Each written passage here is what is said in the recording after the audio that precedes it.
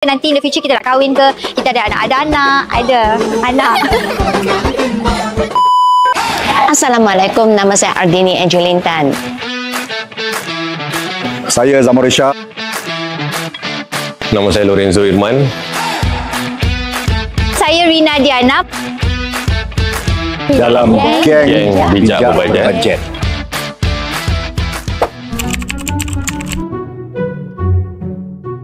Saving itu semestinya, kan? Macam kredit kad pun saya tak berani pakai.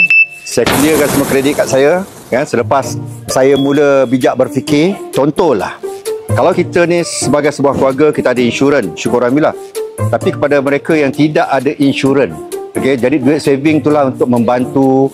Ada kata sakit pening, isteri, anak-anak, kan, boleh bawa ke hospital dan sebagainya. Kawal penggunaan rutin harian kita, kawal segala benda tu selagi boleh. Orang kata apa, berjimat. Kalau kita bukan orang senang, kita hidup gaya bukan orang senang. Benda ni you have to think about orang-orang lain yang they don't have money, they don't have anything in their life, they can't afford anything. But kita ni bila diberikan peluang, we waste it just like that. Because of course, kita penat kerja kan. Kita tak nak spend semua duit kita untuk future. Kan banyak benda nanti in the future kita nak kahwin ke, kita ada anak.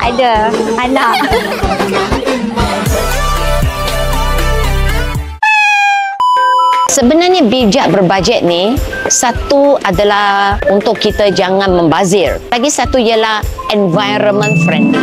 Kita kena sayang bumi kita. Sebab kalau tidak, kita overbuy dan tidak mau kita buang sini, buang sana. Itu adalah jadi satu sampah dan toksik.